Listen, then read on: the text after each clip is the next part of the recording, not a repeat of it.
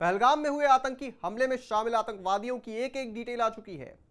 वो कहां से आए थे, कहां रुके थे, कितने दिन से हिंदुस्तान में थे, किसने उन्हें कश्मीर में अपना घर दिया ठहरने के लिए, कहां कहां हमले की तैयारी थी, कितनी जगह पर रेकी हुई, हथियार किसने सप्लाई किए और इस हमले के पीछे कौन है, इन सब का खुलासा हम करने जा रहे हैं। हमारे पास एक एक डिटेल है। आज पहलगाम हमले पर बड़ा खुलासा होगा, पर उससे पहले आया ऑन भारत को सब्सक्राइब कर लीजिए। नमस्कार, मैं हूं आपके साथ स्नेह श्रेयस। आया ऑन भारत देख रहे हैं आप। सीधे खबर पर आते हैं। सोर्सेस की माने तो आतंकी बाय सरन घाटी में अटैक से पहले करीब 20 दिन पहले पहलगाम आ गए थे। लोकल सपोर्ट और ओवरग्राउंड वर्कर्स की मदद से उन्हें टारगेट चुनने के लिए रेकी शुरू की। उनकी नजर पहलगाम के सबसे ज्यादा भीड़ भाड़ वाले जगहों जैसे होटल, पार्क और टूरिस्ट स्पॉट पर थी। सबसे पहले 4 अप्रैल को होटल की रेकी की गई। 10 दिन तक होटल की रेकी का काम चला। 15 अप्रैल से पहलगाम के आसपास के पार्क और घाटी की रेकी शुरू की गई। होटल्स और 4-5 भीड़ भाड़ वाले टूरिस्ट स्पॉट की रेकी के बाद आतंकियों ने बाय सरन घाटी को चुना। इसकी वजह की पड़ताल हमने पहलगाम के मशहूर सेल्फी पॉइंट से की है। उन्होंने रेकी के लिए 6 स्पॉट चुने।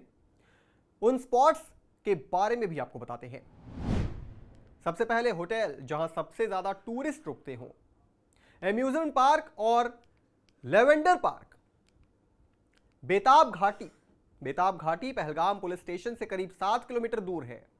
और बाय सरन घाटी, यहां आधे घंटे से पहले आर्मी नहीं पहुंच सकती, सीसीटीवी कैमरे नहीं है, इसलिए यह जगह भी आतंकियों के लिए परफेक्ट मानी जा रही थी। इन सभी ही जगहों पर रेकी की गई थी। अब यह साफ हो चुका है कि पहलगाम हमले की साजिश के पीछे पाकिस्तान है। न सिर्फ पाकिस्तान के कहने पर आईएसआई ने हमले का ब्लूप्रिंट तैयार किया, बल्कि आईएसआई ने हमले करने के लिए लश्कर को चुना और लश्कर ने प्रॉक्सी संगठन टीआरएफ के आतंकियों को हमला करने के लिए भेजा। एनआईए लगातार हमले की जांच कर रही है। आज एनआईए चीफ भी पहलगाम पहुंचे थे, करीब 3 घंटे रुके और ब्रीफिंग ली। इस दौरान कई चौंकाने वाले खुलासे हुए। इस खुलासे के बारे में भी आपको बताते हैं। पहला खुलासा, पहलगाम हमले से पहले टीआरएफ के आतंकियों ने कई जगहों पर रेकी की थी, जिसमें गुलमर्ग और सोनमर्ग शामिल हैं, लेकिन वहां कड़ी सुरक्षा होने से हमला नहीं कर पाए। हमले से 2 दिन पहले ही आतंकी पहलगाम पहुंच गए थे। हमले से पहले 3 बार बैसरन घाटी की रेकी की गई थी। खुलासा नंबर 3, हमले के लिए कुछ स्थानीय हैंडलर्स से मदद की। ये पकड़े गए OGW यानी ओवरग्राउंड वर्कर्स ने बताया है। खुलासा नंबर 4, हमले में चीन का कनेक्शन भी सामने आया है। पहलगाम घाटी से 3 हुवाई के फोन मिले हैं जो भागते हुए आतंकी छोड़ गए थे। इन सभी खुलासों के बाद पाकिस्तान पूरी तरह से बेचैन है। पीओके पर कड़ी निगरानी रखी जा रही है।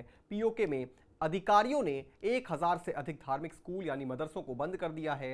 यह कदम भारत की तरफ से सैन्य कार्रवाई के डर से उठाया गया है। 22 अप्रैल को पहलगाम में हुए आतंकवादी हमले के बाद भारत लगातार एक्शन में है। धार्मिक मामलों के विभाग प्रमुख हाफिज नजीर, जो पाकिस्तान के हैं, उन्होंने बताया, हमने कश्मीर में सभी मदरसों के लिए 10 दिनों की छुट्टी की घोषणा की है। पीओके में नियंत्रण रेखा के पास लगभग 15 लाख लोग रहते हैं, जहां निवासी साधारण मिट्टी की दीवारों वाले अंडरग्राउंड बंकर तैयार कर रहे हैं। अगर वो खर्च उठा सकते हैं तो उन्हें कंक्रीट से मजबूत कर रहे हैं। इधर भारत में भी राजनीति अपने चरम पर है। एआईएमआईएम प्रमुख असदुद्दीन ओवैसी ने कहा कि सत्तारूढ़ बीजेपी कहती है कि पाकिस्तान को घर में घुसकर मारेंगे, लेकिन अगर केंद्र सरकार इस बार पाकिस्तान के खिलाफ कोई एक्शन लेती है तो घर में घुसकर बैठ जाना चाहिए।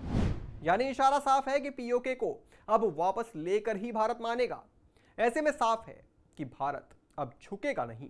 भारत के पास पाकिस्तान के खिलाफ सभी सबूत हैं। वर्ल्ड लेवल पर भारत पाकिस्तान पर दबाव भी बनाएगा और पीओके पर अपने पैर भी जमाएगा। इस पूरी खबर पर आप क्या सोचते हैं दोस्तों, हमें कमेंट करके जरूर बताएं और भी तमाम बड़ी खबरों से जुड़े रहने के लिए आप देखते रहें आया ऑन भारत।